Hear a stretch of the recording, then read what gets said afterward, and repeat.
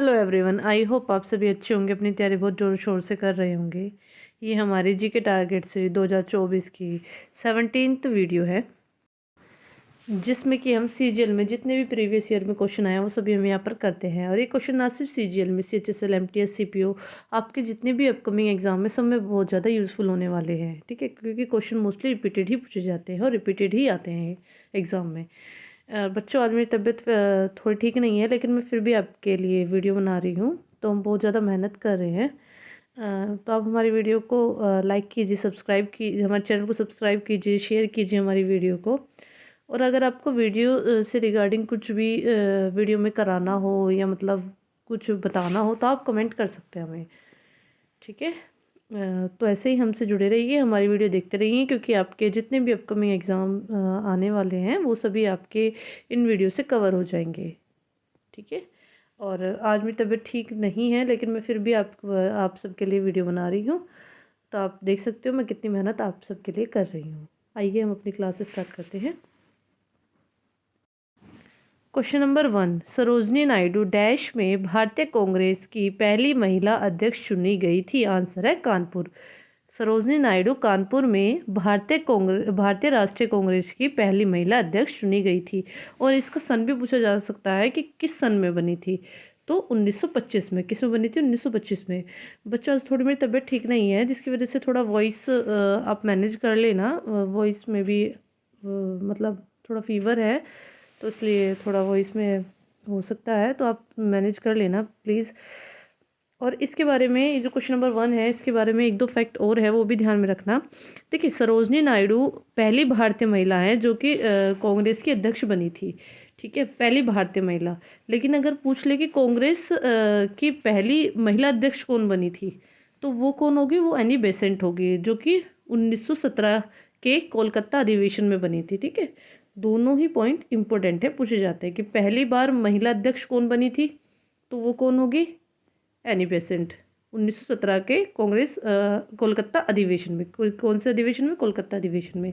लेकिन अगर पूछ लिया जाए भारतीय महिला कौन बनी थी कांग्रेस की, मतलब ठीक है, तो उसमें क्या कौन होगी? सरोजनी नायडू। ठीक है, कब बनी थी ये बनी थी 1925 में। ठीक है, और कहाँ पर? कांग्रेस वो जो कांग्रेस के किस में? कानपुर में। ठीक है, राष्ट्रीय कांग्रेस की पहली महिला अध्यक्ष चुनी गई थी। ठीक है, क्वेश्चन नंबर 2, रानी कर्णनायक जिन्हें 2014 में पद्मश्री से सम्मानित किया गया था, एक डैश नृत्य की थी। आंसर है Kathak.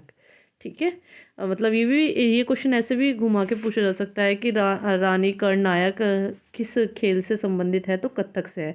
Kathak mainly north India में, मतलब उत्तरी इंडिया में, या मतलब या उत्तरी इंडिया, अगर ऑप्शन में उत्तरी इंडिया दे रखा है, उत्तरी भारत, तो आप उत्तरी भारत पे टिक कर देना। और अगर यूपी दे रखा है तो यूपी, दोनों ही ठीक है। ठीक है, और इसका सन भी पूछ लिया जाता है कि मतलब पद्मश्री जो मिला है इनको, रानी कर्णनायक को, वो किस सन में मिला है। ठीक है, तो 2014 में। ठीक है, पद्मश्री कब मिला रानी कर्णनायक को? 2014 में। ठीक है, और किस मतलब किस डांस फॉर्म से संबंधित है ये? कथक से। ठीक है, क्वेश्चन नंबर 3 है, किसे हिंदुस्तानी संगीत के कई राग और धुनें तैयार करने का श्रेय दिया जाता है? आंसर है तानसेन।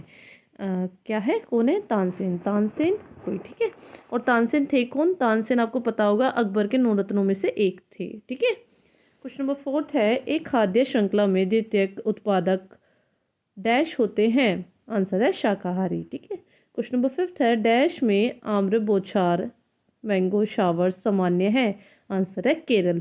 देखिए, जो ये मैंगो शावर्स है, आम्र बौछार है, ये मतलब केरल में नहीं, कर्नाटका, दोनों। अगर केरल दे रखा है तो वो भी ठीक है, कर्नाटक, दोनों, मतलब दोनों जगह ही ये होते हैं। और इसके बारे में एक दो फैक्ट और है, वो भी ध्यान में रख। देखिए, केरल और कर्नाटक में मानसून से पहले जो बारिश होती है ना, वो आम को पकाने में बहुत ज़्यादा हेल्पफुल होती है। ठीक है, तो इसलिए इसको मैंगो शावर बोलते हैं। ठीक है, और दोनों ही जगह होती है, केरल में भी, कर्नाटक में भी। तो दोनों ही ऑप्शन, दोनों में से कोई भी एक ऑप्शन दे रखा हो तो दोनों ही ठीक है। ठीक है, जो दोनों में से कोई सा भी ऑप्शन आपको मिले वहाँ पे, तो आप टिक कर देना, कर्नाटक या केरल में से। ठीक है, क्वेश्चन नंबर 6 है, एक बैडमिंटन खिलाड़ी को खेल के दौरान दिया गया काला कार्ड क्या इंगित करता है? आंसर है अयोग्यता। क्या इंगित करता है? अयोग्यता। देखिए ये भी पूछा जा सकता है कि बैडमिंटन का हेडक्वार्टर कहाँ पर है, तो इसका हेडक्वार्टर कहाँ है? मलेशिया में। मलेशिया की वो कैपिटल क्या है? कुआलालंपुर। ठीक है, ये भी ध्यान में रखना, पूछ लिया जाता है। क्वेश्चन नंबर 7 है, मई 2022 में हैदराबाद में अंतर्राष्ट्रीय योग दिवस की 25 दिवसीय उल्टी गिनती को चिन्हित करने के लिए आयोजित डैश में सभी क्षेत्रों में सक्रिय हजारों लोगों ने भाग लिया। आंसर है योग दिवस। ठीक है, और ये देखो इसमें एक एक और स्टैटिक पॉइंट है जो आपको याद कर लेना चाहिए कि इंटरनेशनल योग डे कब स्टार्ट हुआ, किस दिन मनाया जाता है। ये देखिए हर साल ये जो अंतर्राष्ट्रीय योग दिवस है ये कब मनाया जाता है? 21 जून को। कब मनाया जाता है? 21 जून को। और ये कब स्टार्ट हुआ था? ये 2015 में स्टार्ट हुआ था। और मनाया कब जाता है इंटरनेशनल योग दिवस? ये मनाया जाता है 21 जून को, अंतर्राष्ट्रीय योग दिवस 21 जून को। ठीक है, ये भी ध्यान में रखना, पूछा जाता है एग्जाम में। क्वेश्चन नंबर 8 है, भरतनाट्यम और कुचिपुड़ी नृत्यांगना यामिनी कृष्णमूर्ति को 2016 में किस पुरस्कार से सम्मानित किया गया था? आंसर है पद्म विभूषण। किस पुरस्कार से? पद्म विभूषण। ठीक है, किसको? यामिनी कृष्णमूर्ति को। और ये भी पूछ लिया जाता है बच्चों कि यामिनी कृष्णमूर्ति किस डांस फॉर्म से संबंधित है, तो ये भरतनाट्यम और कुचिपुड़ी से संबंधित है। ये भी ध्यान में रखना, याद कर लेना, पूछा जाता है। और ये भी पूछ लेगा कि पद्म विभूषण कौन से वर्ष में मिला था? 2016 में। अब आजकल वर्ष भी पूछे जाते हैं, तो ये भी थोड़ा माइंड में रखना, याद कर लेना। और गाइज मेरी आवाज़ में भी आपको थोड़ा सा क्लियर नहीं आ रही होगी, है ना? तो मेरे को जुकाम बुखार हो रहा है आज अभी भी, तो उसके लिए मैं अगेन सॉरी मांगना चाहती हूँ आपसे। तो आप मैनेज कर लीजिए क्योंकि मेरी तबीयत थोड़ा ख़राब है। ठीक है, आइए नेक्स्ट क्वेश्चन। क्वेश्चन नंबर 9, 2011 की जनगणना के अनुसार बाल लिंगानुपात प्रति 1000 पुरुष पर डैश महिलाएं थी? आंसर है 1919। ठीक है, 919। 2011 की जनगणना के अनुसार बाल लिंगानुपात प्रति 1000 पुरुष पर 919 महिलाएं थी। ठीक है, क्वेश्चन नंबर 10 है, पुरातत्वविदों के अनुसार हड़प्पा के नगरों में पश्चिमी हिस्सा छोटा और ऊंचा था, जिसे डैश कहा जाता था? आंसर है नगर दुर्ग। क्या कहा जाता था? नगर दुर्ग। क्वेश्चन नंबर 11 है, सरकार की किस शाखा का उत्तरदायित्व कानून और नीतियों को लागू करना है? आंसर है कार्यपालिका। ठीक है, कार्यपालिका का उत्तरदायित्व क्या होता है? कानून और नीतियों को लागू करना होता है। ठीक है, क्वेश्चन नंबर 12 है, जून 2022 में सर्वोच्च न्यायालय ने निर्देश दिया कि देश भर में प्रत्येक संरक्षित वन, राष्ट्रीय उद्यान और वन्य जीव अभयारण्य के आसपास उनकी सीमाओं के आरंभ करते हुए कम से कम डैश को अनिवार्य इको सेंसिटिव जोन घोषित किया जाना चाहिए। आंसर है 1 किलोमीटर। मतलब जितने भी ये मतलब ये वन है जो मतलब इस जोन में रखे गए हैं, इको सेंसिटिव जोन में, इसको मतलब 1 किलोमीटर के अंदर मतलब इसको मतलब इस अभ्यारण्य के 1 किलोमीटर जो इसके 1 किलोमीटर के अंतर्गत जो भी आता है उसको इको सेंसिटिव जोन घोषित किया गया था। ठीक है, क्वेश्चन नंबर 13 है, क्या एक चालक नहीं है? आंसर है कठोर रबड़। क्या नहीं है? कठोर रबड़। चालक मतलब कंडक्टर। ठीक है, कठोर रबड़, रबड़ से मतलब कोई भी करंट करंट प्रभाव नहीं होगा। ठीक है, क्वेश्चन नंबर 14 है, क्या राष्ट्रीय आय की विशेषता नहीं है? आंसर है यह केवल मध्यवर्ती वस्तुओं में शामिल है। ठीक है, क्वेश्चन नंबर 15 है, कौन अड़ियार के चोलों के प्राचीन मुखिया परिवार से संबंधित था जिसने 9वीं सदी के मध्य में मुड्रियार को हराकर कावेरी डेल्टा पर कब्जा किया? आंसर है विजयालय। देखो ये मैंने अपनी फर्स्ट वीडियो में कराया था कि मतलब स्थापना किसने की थी चोल वंश की, तो विजयालय ने। ठीक है, ये क्वेश्चन सिर्फ घुमा के पूछ दिया गया लेकिन है उसका आंसर वही। ठीक है, क्वेश्चन नंबर 16 है, जब अपरद में लिग्निन और काइटिन प्रचुर मात्रा में होता है तो अपघटन की दर पर क्या प्रभाव पड़ता है? आंसर है यह धीमी हो जाती है। क्या हो जाती है? धीमी हो जाती है। क्वेश्चन नंबर 17 है, सुनंदा नायर किस नृत्य शैली के प्रदर्शन के लिए प्रसिद्ध है? आंसर है मोहिनीअट्टम। ठीक है, ये क्वेश्चन ऐसे भी पूछ लेगा कि मतलब सुनंदा नायर किस नृत्य शैली से संबंधित है, तो आंसर होगा मोहिनीअट्टम। किस नृत्य शैली से? मोहिनीअट्टम से। ठीक है, क्वेश्चन नंबर 18 है, हरित क्रांति के पहले चरण में HYV बीजों का उपयोग किन राज्यों के अधिक संपन्न लोगों तक सीमित था?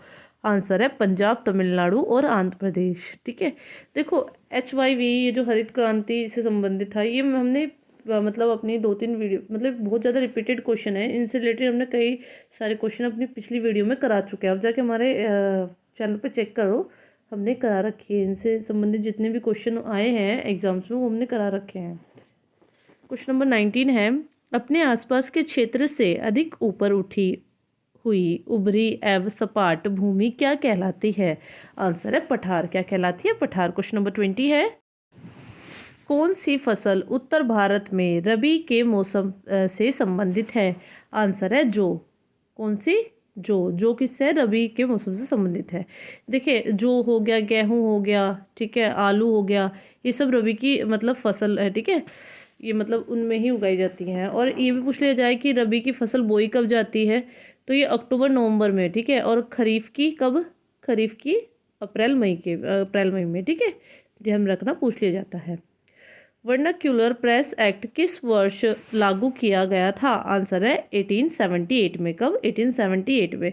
ये भी पूछ लेगा कि मतलब इस टाइम गवर्नर जनरल कौन था? इस टाइम गवर्नर जनरल कौन था? लॉर्ड लेटन। ठीक है, कौन था? लॉर्ड लेटन। क्वेश्चन नंबर 22, धोने का सोडा धोने का सोडा का रासायनिक सूत्र क्या है? आंसर है Na2CO3 × 10H2O। ठीक है, बहुत इंपॉर्टेंट है, पूछा जाता है कई बार। ठीक है, क्वेश्चन नंबर 23, मई 2022 में नीति आयोग के उपाध्यक्ष के रूप में किसे नियुक्त किया गया था? आंसर है सुमन बेरी। किसको? सुमन बेरी को। ठीक है, इसके बारे में 2-3 स्टैटिक पॉइंट है, ध्यान में रखना।